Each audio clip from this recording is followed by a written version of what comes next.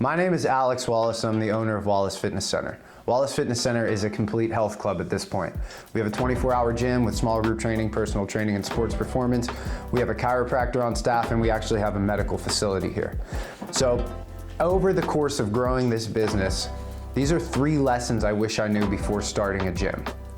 The first one is I wish I understood the game that I was playing before I got started. So my first gym was a small group training, personal training, and sports performance studio. That's what we did. My content and my approach, I thought I was competing against like an LA Fitness or a Planet Fitness.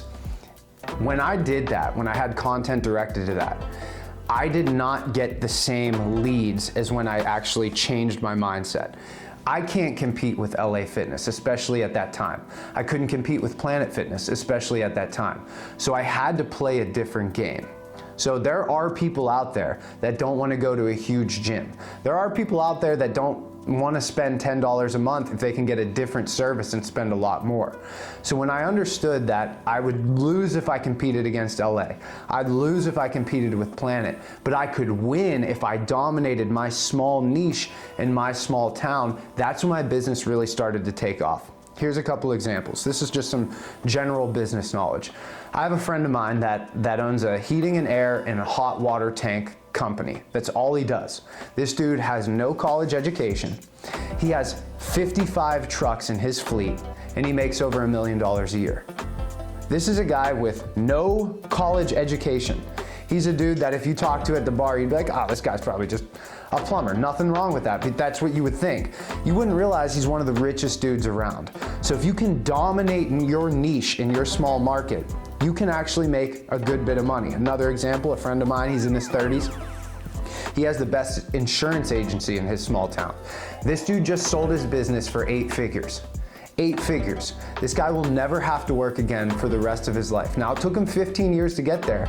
He took some big risks, but he's in his 30s. He had a small business that dominated the market, and he sold it to a bigger business, and he was able to cash out. Me, as an example, I'm not gonna tell you exactly what I make because that's irrelevant, but I will tell you where I'm at currently is I'm able to put in at least 6 figures, sometimes multiple 6 figures into my paper asset portfolio every single year. I have 10 rental units.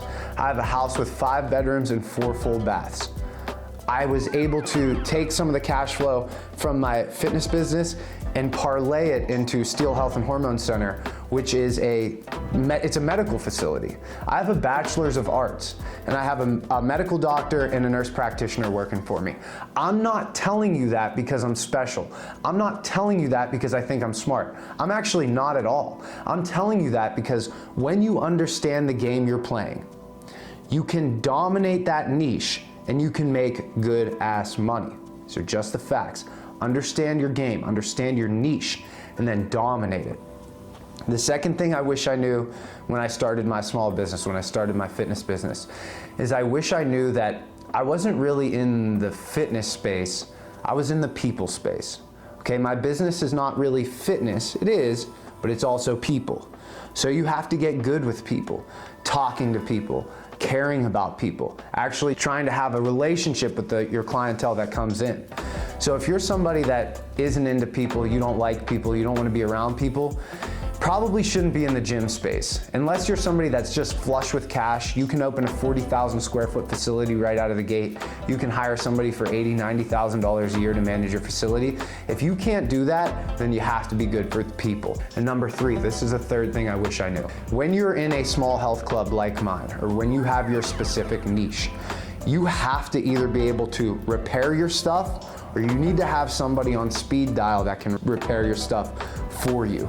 So I actually, at this stage of the game, can start to take people from LA Fitness, not because I'm competing on the same stage, but because I'm offering a different product that some people want more. So if you go into an LA Fitness right down the street, what you're gonna find is it's a huge facility with a ton of capability. Not everybody needs a basketball court, not everybody needs a swimming pool. Some people just need good operational equipment.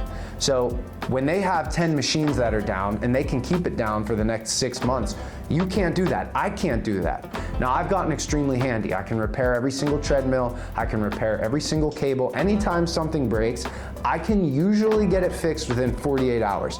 If you can't do that with YouTube and the internet and your tools, that's totally fine. But you must have somebody on speed dial that can do it for you.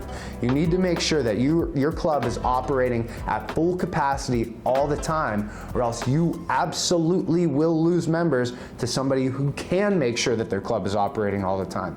Look guys, I make my money off of people that want a small club and for people that want just operational equipment.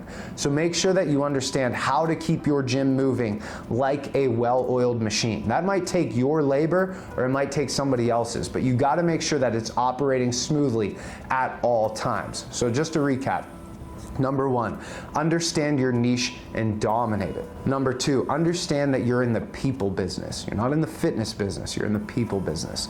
And then number three, make sure that your business is operating like a well-oiled machine. If you can do those three things, those are three things I wish I knew before starting my fitness business, I think I'd be a lot further along, okay? If you've learned something in this video, do me a favor, like the video. If you're interested in content, whether it's fitness related, or if you like content like this, it's a little more business related, comment down below, let me know, hey, Al, I'd like to see more videos like this. If you haven't seen the video of my gym, my walkthrough of my small business, I'm gonna link it at the end of this video. Check it out, because this is very, very doable. My club is 7,000 square feet, and we have about 1,000 members. And like I said, I'm dominating the niche in my marketplace, and it's afforded me a very good lifestyle, and I'm able to provide jobs for my community. So again, guys, my name is Alex Wallace. I'm the owner of Wallace Fitness Center. Like the video, subscribe to the channel, and I will see you in the next video.